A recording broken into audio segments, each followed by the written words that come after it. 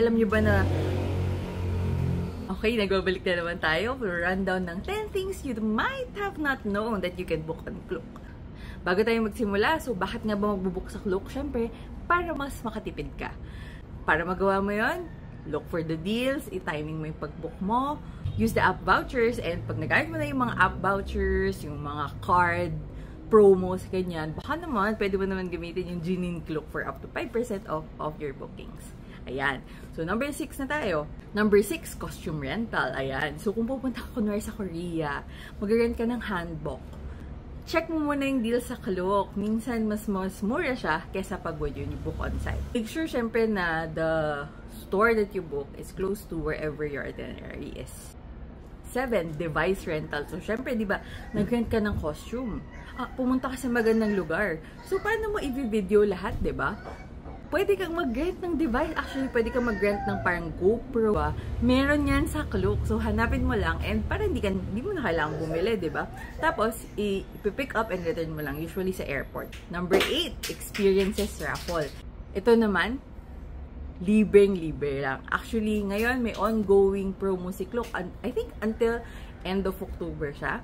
So, libre lang siya, jumoin lang kayo, and then, pag nandun kayo sa area na yun, malay nyo, manalo kayo ng free tickets. Kunwari, yung sa Korea, meron siyang libreng show with the equivalent of Magic Mike, pero pang opas yung nandun. O, diba? Parang bongga. So, sana manalo kayo. Good luck! And number 9, salon services. Kunwari, sa Korea, dahil uso yun ngayon. Kung intimidated kayo na parang hanapin nyo siya, walk-in kayo, ganyan, pwede nyo nang i-book yung services sa Klook. Of course, limited yung choices, but if goods kayo dun sa package, I think, haircut, hairstyle, ganyan, why not, diba? At least, nakabook na siya, sure na kayo na okay yung appointment nyo, and madali na yung communications, if ever. And alam nyo na yung cost agad, hindi yung parang hulaan pa, or guess the bill pa tayo pagdating doon. And lastly, concert tickets. So, last March, yung ginamit kong concert ticket at accommodations for the Taylor Swift concert was actually from Klook. And they have others throughout the year and across different destinations.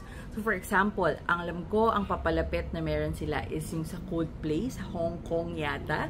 So, why not check out the packages from Klook and then see if it's something for you. Okay din yan pag like, naubusan kayo sa regular ticket selling, tapos may available pa sa Klook, o diba? Pwede nyo nang i-book yan at hindi nyo mamimiss out yung mga favorite artists nyo.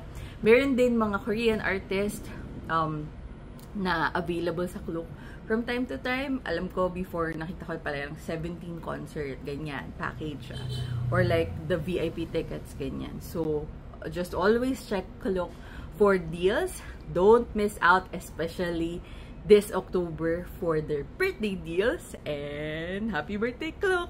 Annyeong! 생일 축하합니다, Klook!